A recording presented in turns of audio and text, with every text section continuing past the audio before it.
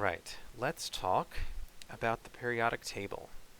So, the first thing we're going to do here is we're actually going to talk about how to read the individual boxes on the periodic table. So, each of those boxes, depending on the periodic table you're looking at, there is some slight variation from one table to another, just depending on how much information they decided to put on there. But the required information would be at least 3 of these things here. Sometimes you'll find tables that don't have the name, but at the very least they will need to have the atomic number, the chemical symbol, and the mass number.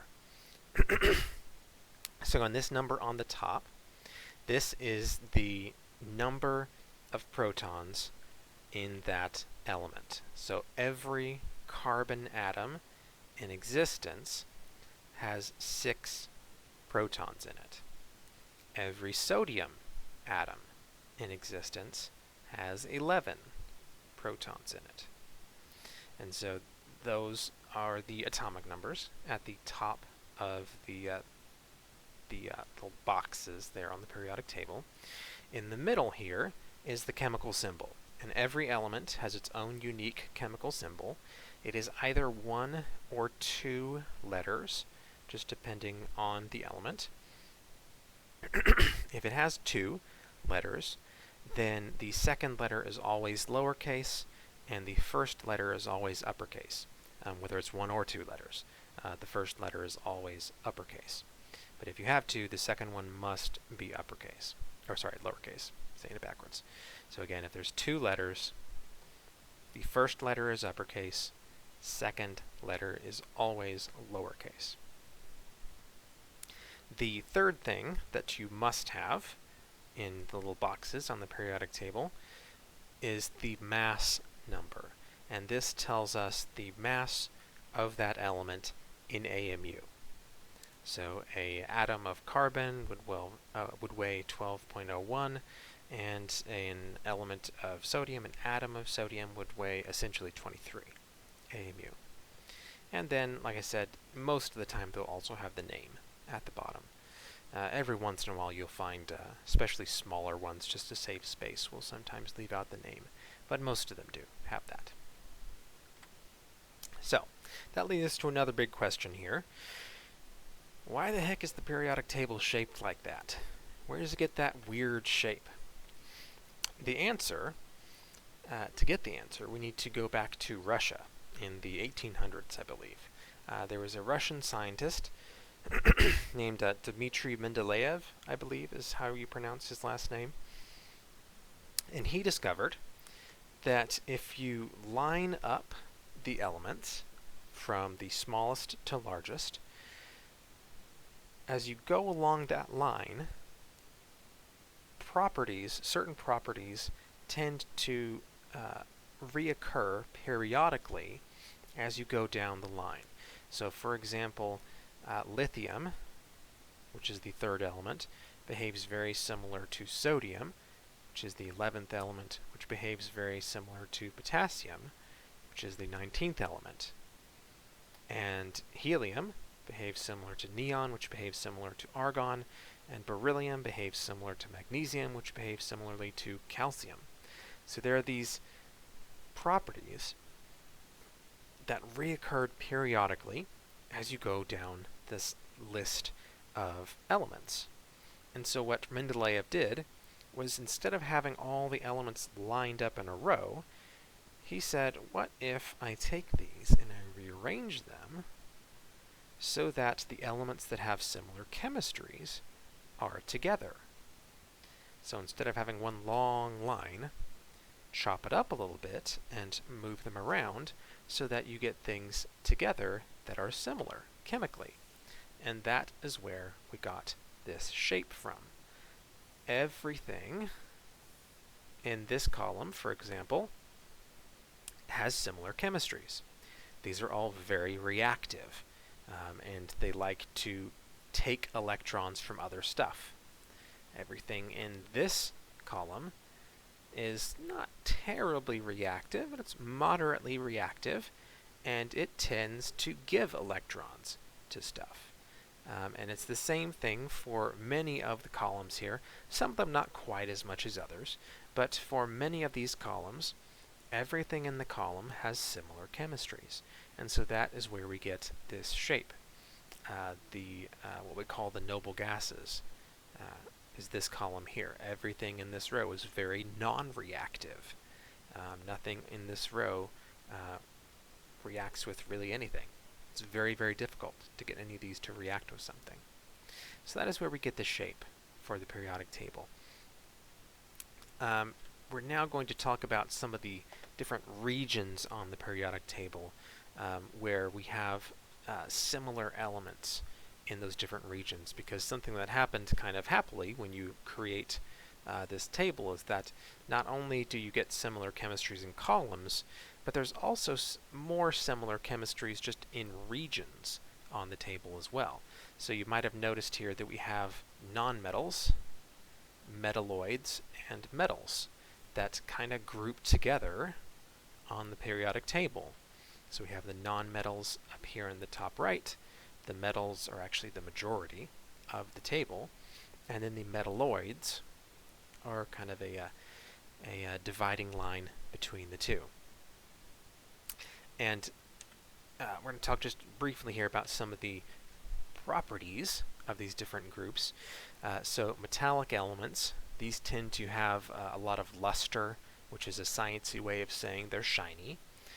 They tend to be electrically and thermally conductive, which is very useful for us for wiring our houses and getting electricity from one place to another. And metal ions, which we'll talk about in just a second, they only form positive charges. Essentially, metals only like to become more positively charged, whereas nonmetals can be solids, they can be liquids, or they can be gases at room temperature, unlike the metals, which almost exclusively are just solids. And nonmetals can form either positive or negative ions. It just kind of depends on what it is that it's bonding with. The metalloids, which like we said are in between on the periodic table, are also kind of in between in terms of their chemistry. They are kind of like metals in some situations, and they're kind of like nonmetals in some situations. They're not really fully one or the other. They're a mix. So just a few examples here of different metals and nonmetals. The metals, as you can see, most of them are this kind of gray silver color. There's varying amounts of brightness to that, but most metals are this kind of shade of color. But then there are a few exceptions, like copper and gold. But all metals, with the exception of mercury and possibly gallium, just depending on how warm your room is, are solids at room temperature. Nonmetals, on the other hand, all over the place. You can have solids, you can have liquids, you can have gases, you can have you can have one nonmetal that, just based on the way that it was formed, could actually have two different structures to it. So there's a red phosphorus, like you can see here, but there's also white phosphorus, which you might have heard of at some point. So nonmetals, in general, have more interesting chemistry. Now, I know if there's anyone listening to this video now that is an inorganic chemist, they might be throwing things at their screen saying, no, metals can be interesting too. Yes, they can. Metals can be interesting too. But at least in my personal opinion, there's a lot more chemistry that happens with the nonmetals.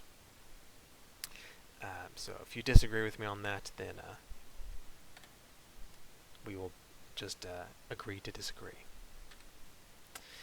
The last thing I want to talk to you about in this video here is what we call the main groups, which is just saying the columns on the table, and specifically the columns in this region here. So starting with these first two columns, skipping over these here in the middle, and then picking up here. These are what we call the main groups. There's kind of two different ways these are numbered. When I was taught this, when I took chemistry, we used an A and B numbering system. So we had 1A, 2A, skip over these, 3A, 4A, 5A, and so on.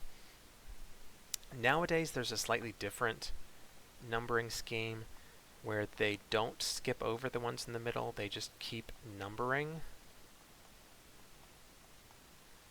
And so when you get up to here, now you're at 13. So the numbers don't really change all that much, because here it was 3A, and here it's 13, 4A, 14, 5A, 15. So it's not like it's a completely different number for you to remember, but it is still fairly common to see the 1A, and then in the old version this would be 1B and 2B, and so on. There's a slightly different ways of numbering this middle section here when it was with the old version, which is maybe why they decided to switch to the new one. I'm going to try and stick to the new version with just using the numbers without the A and B, because it seems like that's where most books are moving to.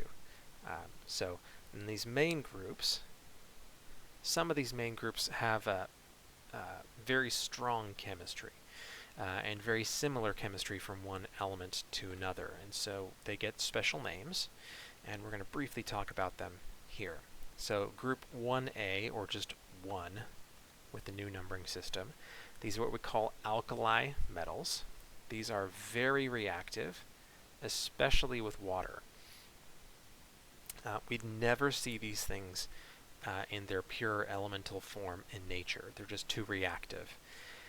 They react with something else and they form a compound, and that stabilizes them to where they no longer want to react anymore. Group 2A is kind of similar. It's called the alkaline. Some people say the alkali earth.